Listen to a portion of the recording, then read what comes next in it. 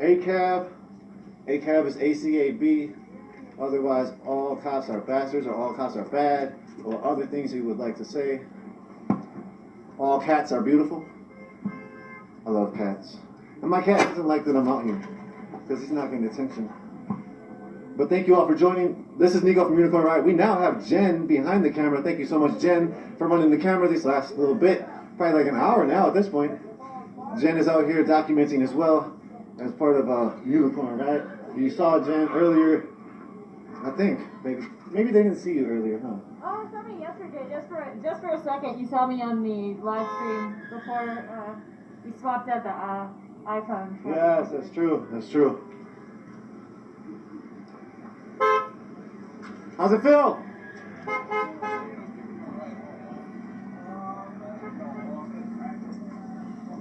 So, yeah, when our turn comes, we will make no excuses for the terror. I've read that. I feel like every time I walk by here, and it still rings a little bit more real every time. No excuses.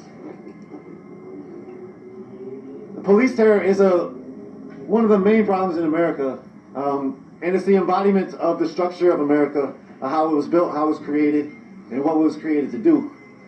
White supremacy is a fiction of that, or is a faction of that, is like the head of that, and the institutions are bred and breathed.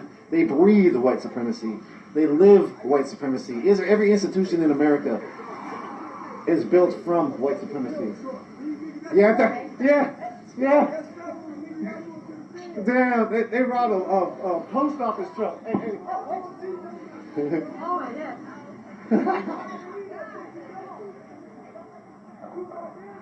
So the shots you hear are literal, real gunshots. There's been a lot of people shooting in the air. People walk through the parking lot, shoot in the air. There's probably tons of casings around here in the parking lot.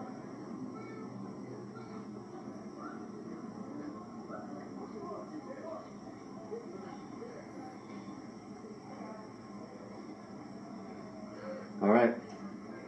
So the target is still getting expropriated. Inside the target. Lord. We smoking gas inside the target. Rest in peace, not only to the one who lost his life behind the knee, George Floyd, but rest in peace to the one who got shot in front of his motherfucking kid, in front of his motherfucking girlfriend, lady, wife, fiance, whoever that was. We ain't going for this shit no more, man. We smoking gas. We doing what the fuck we want to do from here on out. We not finna be scared of y'all no more. We finna unite and combine and attack. Y'all gonna kill us? Then do it. Cause y'all doing it already. That's what the fuck going on. We smoking gas in the rain and my shit blowing. Anything else you want to say? No, I think we good. You get the point. That's it. Thank you.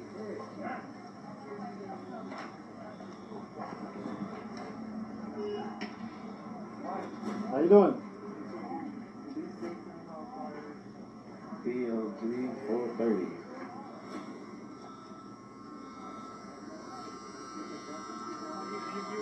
Yeah, would you like to speak? I'd love to speak. What would you like to speak about? I have no idea how. This is crazy. Yeah. Yeah, we just came down here. We live in Blaine. We just came down to see all the craziness because it's absolutely nuts. Good. So you came to just like sort of watch it? Are you like participating? How does it feel? You seem like a youth. How does it feel for like, what do you think about the future? All those few things you can talk about, or one of them. So honestly, I don't know I feel about like all destroying all the buildings and stuff. I definitely agree with the protesting. I just don't know how I feel about destroying the community. I saw some graffiti that said, burn it all down so we can rebuild. That kind of made me think, I was like, that's different. But it's definitely crazy to see all this stuff. I just came down to check it out, not really participating. I don't want to destroy anything, but just want to see what's all going on and talk to people that are down here. Yeah. Thank you. So George Floyd, did you see the video? I did see the video. I didn't watch the whole thing. I've seen a lot of videos in the past, so I just couldn't watch a whole 10-minute video of that. It's too much. You've seen it all the time. Why is it like that to you? I have no idea. Like I was talking about my friend today, and I was just like talking like, how can a person actually sit there in broad daylight and just make the decision just to kill someone like that? Like, what was going through their head? Like, I just don't understand. Yeah. When it comes to George Floyd and the officer that did put his knee on his neck for that long, over 8 minutes, what do you feel like justice would be?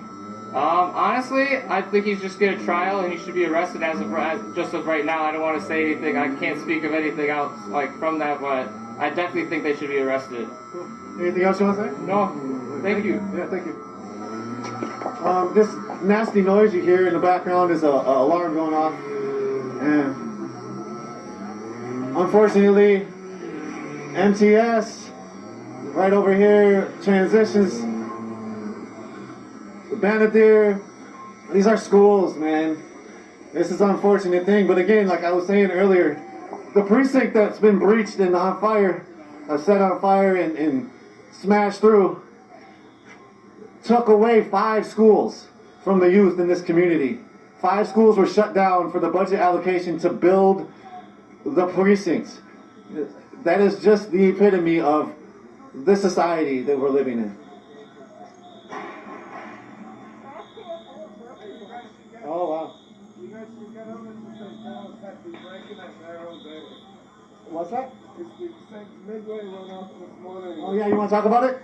Sure, yeah, we went, so this morning we heard there was looting in Midway, which is kind of weird because we thought it would just stay in the other city. Yeah. And we went down and Target had been looted in the morning, 10:30 or something a.m. And then we went to... So Target's protected by like 15 police cars out front at this point. No one's looting it. Everything else can go to hell around it. TJ Maxx in the next mall.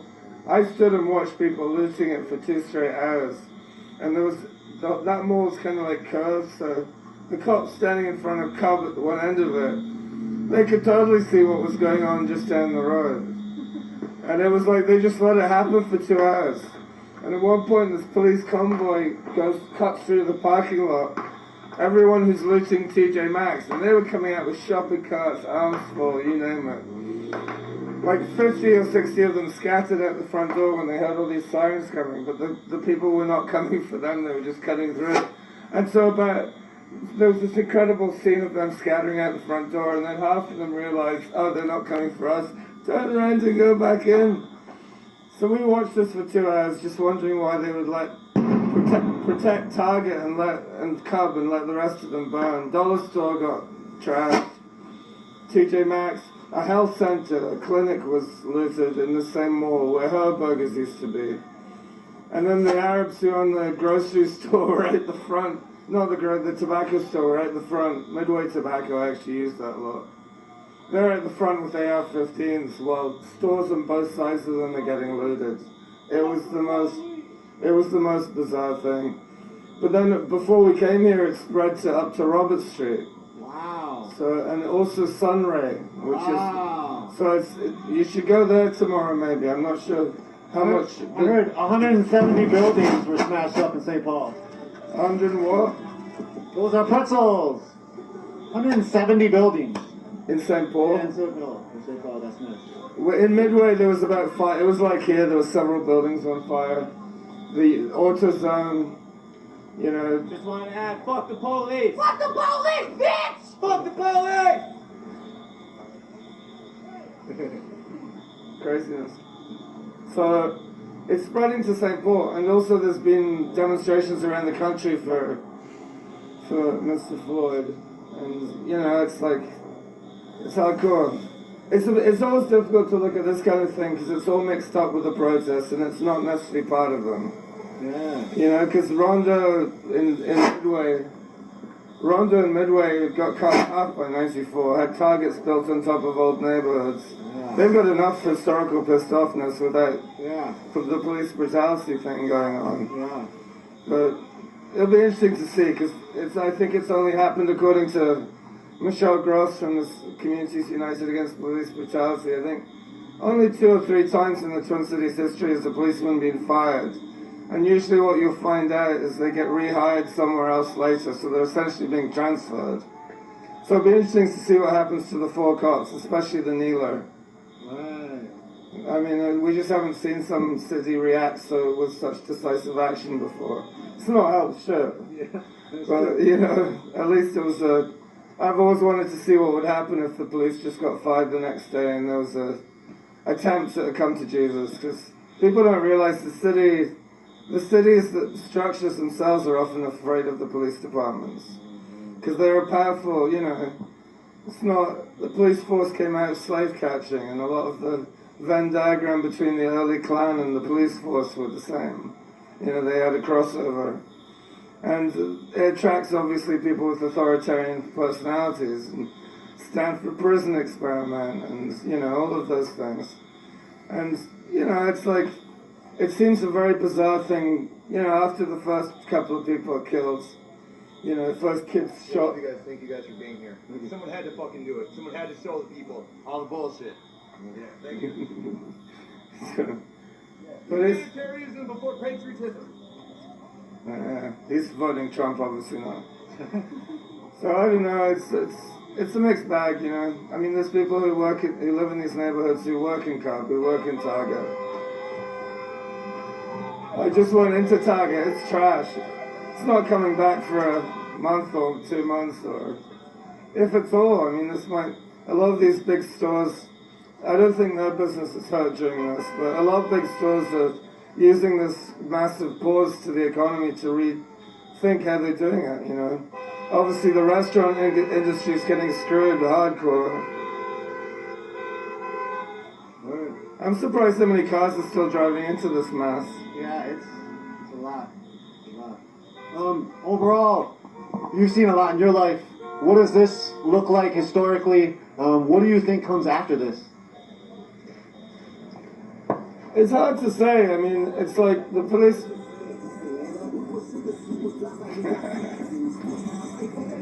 I mean, I've been doing a lot of police brutality and police overreach work since, I think, probably the RNC in 2008 was the first thing, then the GNC, then the police brutality stuff in Pittsburgh, and also here a little bit.